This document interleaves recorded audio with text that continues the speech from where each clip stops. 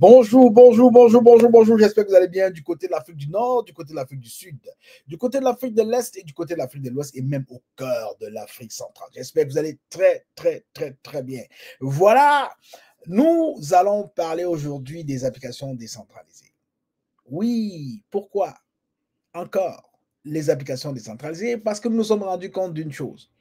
Oui, c'est bien beau, c'est facile de créer des applications décentralisées, mais cependant, les pionniers n'ont encore du tout rien compris.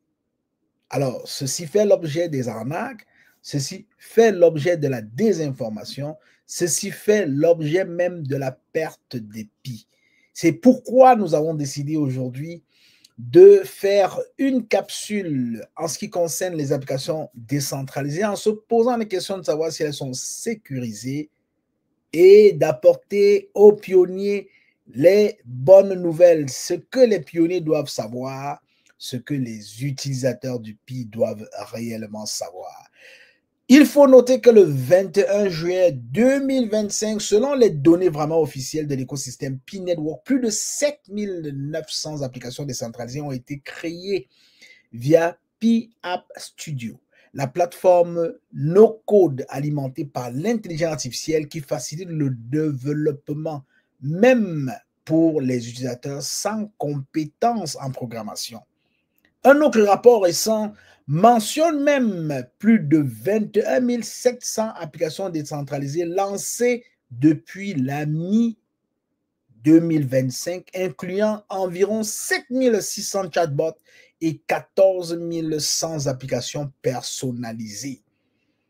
S'il faut parcourir le bilan des applications décentralisées sur la plateforme Pi Network dans l'écosystème Pi Network, on va dire qu'en mi-2025, App Studio Initial a vu la création d'environ 7900 applications décentralisées et en mi-2025 à juillet 2025, nous avons environ 21 700 applications décentralisées.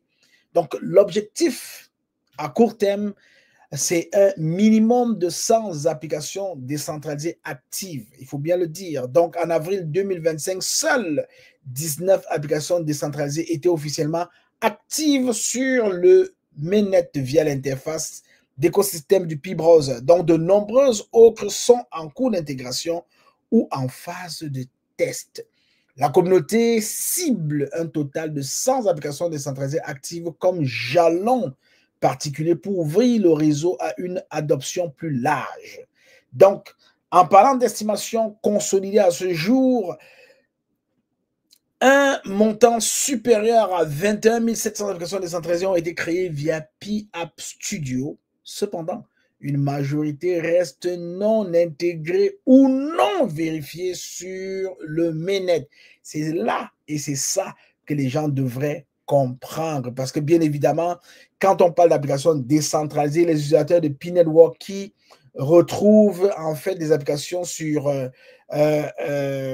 l'écosystème Pi se disent tout de suite que c'est validé par la core team et que c'est fonctionnel et qu'on ne peut pas se faire arnaquer avec cela. Faites très attention. Alors, c'est ce que j'essaie de faire ici. Le nombre d'applications décentralisées actives réellement disponibles au sein du réseau est estimé entre 20 et 100 selon leur état d'intégration ou de validation. Alors, il faut comprendre que même si les applications décentralisées de Pi Network offrent vraiment des opportunités uniques, elles ne sont pas toutes sécuritaires par défaut. Donc, comme tout écosystème en croissance, il existe des risques. Donc, il faut être conscient avant d'interagir ou d'investir du temps ou des Pi dans une application décentralisée. Très important. Donc, les applications décentralisées Pi Network sont-elles toutes sécuritaires? C'est la première question à laquelle nous allons répondre. Moi, je vous dis tout de suite, non, non, non, non, non, elles ne sont pas toutes sécuritaires, pas du tout. Bien que l'équipe de Pi Network impose certaines règles pour les applications publiées dans le Pi Browser, la vérification de sécurité d'éthique ou de conformité légale dépend largement de 3 facteurs. Premier facteur, de l'équipe de développement de chaque application. Deuxième facteur, du processus de vérification par la core team parce qu'elles doivent être vérifiées et approuvées par la core team. Et troisième facteur, du comportement de la communauté. Pourquoi il peut y avoir des risques? Je t'entends me poser la question. Première raison pour laquelle il peut avoir des risques, c'est que certaines applications décentralisées sont encore en test, donc dans des sandbox. Beaucoup ne sont pas encore vérifiés sur le mainnet. Deuxième raison, manque de réglementation claire dont l'écosystème Pi est jeune. Il n'existe pas encore de certification rigide pour toutes les applications décentralisées. Troisième raison, les applications décentralisées créées par des amateurs dont le Pi App Studio permet à n'importe qui de créer des applications, même sans expérience technique. Cela peut conduire à des bugs ou à des failles de sécurité. Certaines apps prétendent vous récompenser en Pi pour des actions, mais peuvent voler vos données, vous diriger vers des liens frauduleux ou tenter simplement de récupérer votre clé Pi, ce qui est dangereux. Alors, comment utiliser les applications décentralisées Pi Network en toute sécurité? Première chose qu'il faut faire, il faut utiliser uniquement les applications décentralisées vérifiées par la core team, c'est-à-dire accéder à la session Pi Browser, Pi Directory, vérifier si les applications décentralisées est officiellement listée sur l'interface du navigateur. Ne jamais partager, deuxième chose à faire, ne jamais partager votre mot de passe ou votre clé privée. Donc, aucune application décentralisée légitime ne vous demande cela. Lire les avis des pionniers, ça c'est troisième chose à faire, lire les avis des autres pionniers, donc consulter les commentaires dans les groupes officiels, par exemple Telegram, Reddit, Discord, avant d'utiliser une nouvelle application décentralisée, et bien pourquoi pas dans l'écosystème Pi, vous avez les commentaires que vous pouvez consulter en toute sécurité. Alors, faites attention, quatrième chose, faites attention aux demandes suspectes. N'envoyez jamais de Pi à une application décentralisée sans comprendre pourquoi. Jamais. Méfiez-vous des promesses de gains rapides. Il faut vraiment se méfier de cela. Et c'est là où beaucoup de pionniers, beaucoup d'utilisateurs du Pi tombent.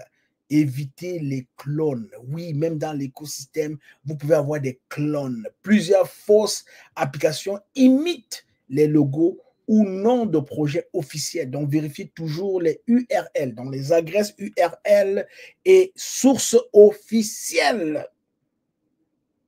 Je t'entends me dire, Leader Willy, tu m'as tout dit ça. Mais comment est-ce que je peux profiter intelligemment des applications décentralisées dans l'écosystème Pi Network? Il y a des opportunités et il y a des recommandations pratiques.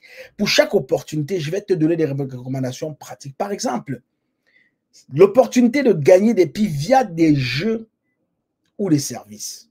Ma recommandation, c'est de préférer les applications approuvées par la core team, donc dans le Pi Directory. OK? Et deuxième opportunité qu'on peut voir, c'est acheter, vendre des biens. Ma recommandation, c'est d'utiliser des plateformes comme P-Chain-Mall, par exemple. OK? À condition qu'elle soit approuvée par la core team. Une autre opportunité qui pourrait être de participer à des concours. Moi, je te recommande de vérifier la provenance, de vérifier les comptes officiels. Si le concours est officiel ou non, tu dois vérifier, c'est ma recommandation. Une autre opportunité qui est de créer votre propre application décentralisée, comme je l'ai déjà fait en moins de 15 minutes dans une capsule vidéo que je partage sur la chaîne Investis justement. D'ailleurs, en passant, si tu n'es pas encore abonné de la chaîne YouTube Investis justement, je t'encourage à t'abonner tout de suite et à cliquer sur la cloche de notification pour ne manquer aucun contenu. Voilà, pour la recommandation, créer votre propre application décentralisée. Moi, je te recommande d'utiliser Pi App Studio pour prototyper une idée. Il faut vraiment l'utiliser pour prototyper une idée. Et la dernière opportunité sur laquelle je vais partager avec toi, c'est interagir avec des outils de l'intelligence artificielle. Là, je te recommande de tester les applications décentralisées IA, donc intelligence artificielle, avec précaution, donc demander l'accès aux données, par exemple. Donc, voilà autant de choses que je peux te suggérer, que je peux partager avec toi afin que tu puisses profiter sainement de cette grande opportunité. En résumé, je vais dire que toutes les applications décentralisées ne sont pas sécurisées. Prudence et bon sens sont essentiels. Favoriser les applications décentralisées officielles ou issues de développeurs reconnus dans l'écosystème, très important. Partagez vos identifiants, vos wallets et vos données personnelles. Ne jamais le faire. Voilà. Donc, dernier point dans mon résumé avec vous, c'est l'écosystème qui offre un terrain vraiment très, très, très fertile d'expérimentation. On expérimente tout, on a des experts, on a des novices, il y a des gens qui viennent expérimenter n'importe quoi et voilà, ça donne n'importe quoi. Mais la responsabilité individuelle reste et restera la meilleure défense. Alors, je vous encourage à faire attention à tout cela et surtout à profiter largement et de manière illimitée de toutes les vertus que nous offre l'écosystème P-Network, surtout que le monde est en train de se développer et que la réglementation dans tous les pays sont aujourd'hui en état de marche dans les prochaines années. Nous allons avoir un terrain bien encadré sur lequel pourra circuler non simplement les crypto-monnaies, mais particulièrement nos crypto-monnaies Pi natives de l'écosystème Pi. Je suis le leader Willy. Je t'aime. Je n'y peux rien. Rendez-vous à la prochaine capsule. Bye bye.